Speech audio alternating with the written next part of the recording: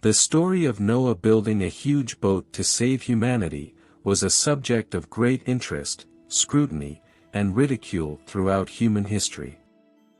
Noah and the ark were represented in many different ways over the years. Was it really an ark, or Bible scholars were wrong? And how is all this related to pyramids? Thanks to the discovery of ancient scrolls, words that were not understood or could not be read correctly in the past, can now be understood and provide a new view of Noah's Ark. Moreover, how did the Italian sculptor who designed the Gates of Heaven in the New Florence Cathedral know the Ark was actually a pyramid? The story of the flood in the Bible takes place in the first chapters of Genesis. Noah was ordered by God to build a wooden ark, in which he, his family, and 2 animals, birds, and reptiles could survive the general destruction. These are the instructions that God gave to Noah according to the Bible, for building the ark. Make yourself an ark of cypress wood, make rooms in it and coat it with pitch inside and out. This is how you are to build it. The ark is to be 300 cubits long, 50 cubits wide and 30 cubits high. Make a roof for it, leaving below the roof an opening 1 cubit high all around. Put a door in the side of the ark and make lower, middle and upper decks. Genesis 6 verses 14 to 16. The ark is a huge ship built to survive a deadly flood. God gives Noah very detailed instructions on how to build the ark, such as how many floors, how many rooms were in the ark, and what wood to use. And he gives him exact measurements, 515 feet long, 86 feet wide, and 51 feet high. The Bible records that Noah did the divine command and that after he and his family and the animals were on the ark, the flood began. In the 600th year of Noah's life, on the 17th day of the 2nd month, on that day all the springs of the great deep burst forth, and the floodgates of the heavens were opened. Genesis 7 verse 11. The flood covered the whole earth, and every land creature except those that were in the ark was drowned. After 7 months the waters receded, the ark rested on Mount Ararat, and Noah, his family, and the animals emerged to repopulate the world. Based on what we know from the Bible, this is the story. So how did science identify the Great Pyramid as the Ark? Noah's Ark was not a boat or an ark at all, but a large stone pyramid, one of those still standing in Egypt, claim some historians. Historians claim that the Bible story is true in a poetic sense, but that it is an allegory handed down for hundreds of generations by word of mouth before it was written down. And over the years, new and imaginative details have been added to the narrative. It is important to remember that the building of the pyramids is not explicitly mentioned in the Bible. But at the same time, there were many other places whose construction was also not specifically mentioned in the Bible. Therefore, according to historians, humans built the pyramids before floods to protect farm animals. And there is evidence of flood weather on the exterior of the Sphinx. On the basis of estimates, the story of the flood, as we mentioned before, refers to a real global event that happened in the past. However, modern science indicates that such a flood did not occur.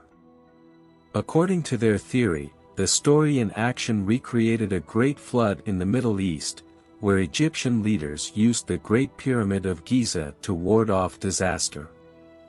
This theory of the pyramids is even pointed out by scrolls discovered in the Dead Sea in the Qumran Caves area. Scrolls that were discovered over 50 years ago, by a Bedouin shepherd who threw a stone into the cave and led to what is known today as the greatest archaeological discovery of the 20th century. Reading from a section of the Dead Sea Scrolls, Noah's Ark was something different from what is believed today. The 2,000-year-old text may indicate that the Ark is actually a pyramid. When all the scrolls and fragments were sorted, they constituted about 800 manuscripts, and a quarter of the discoveries were texts from the Hebrew Bible. The scrolls shed new light on ancient Hebrew words.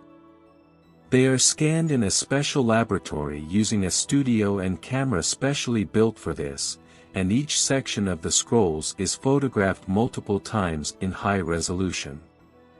In some cases, the camera manages to reveal letters and words that until now were erased or were unrecognizable at all. Some of the new words arouse interest because of the interpretation they offer to familiar biblical texts. Words such as, to gather, received a new meaning, and according to scholars, the word is an expression for the upper part of the ark, which gave it a new meaning and an illusion that it was a pyramid. Also, there were Jewish commentators from the Middle Ages, who even then interpreted that the roof of the ark was indeed pointed and sharp. And so the ancient scrolls that were discovered gave answers to questions that were not deciphered or understood. The story of Noah's Ark is mostly known from the book of Genesis. But, the Dead Sea Scrolls make this story more clear. As well as the scrolls, an Italian sculptor named Lorenzo created the entrance doors to the new Florence Cathedral, called the Gates of Heaven. How did Lorenzo know a very unusual thing, and even describe it in one of the parts of those doors, where he shows Noah's Ark as a pyramid similar to the Great Pyramid at Giza? Is it possible that Lorenzo learned about the true nature of Noah's Ark and then sculpted it as a pyramid? Let's take a moment to understand about the pyramids. According to historians, the Pyramid of Djoser, built in 2600 BC, was the first pyramid ever built in Egypt, and the Giza Pyramid was built 100 years later. The Pyramid of Djoser is considered the first pyramid in the world. It is a 6-story pyramid. The fact that the pyramid was built at least 2600 BC means that the pyramid was built before the Great Flood. And how can it be that there are pyramids in different styles all over the world, which according to the theorists were built before the flood and survived the flood? The story of the flood, sent by God to destroy humanity for its sins, is an extensive story that is common to many religions and cultures around the world, and is recorded as part of the history of a variety of cultures in the world. From India to ancient Greece, and through Mesopotamia, there are a variety of such stories that often sound very similar. The stories are so identical that it doesn't sound like a coincidence from our history that the records of it start around this time. The Dead Sea Scrolls contain information on many controversial and fascinating topics from the past. Noah and the flood are just one of them. We hope you learned something new today. If you did, give this video a like and share it with your friends. You can share with us what you know by leaving a comment below.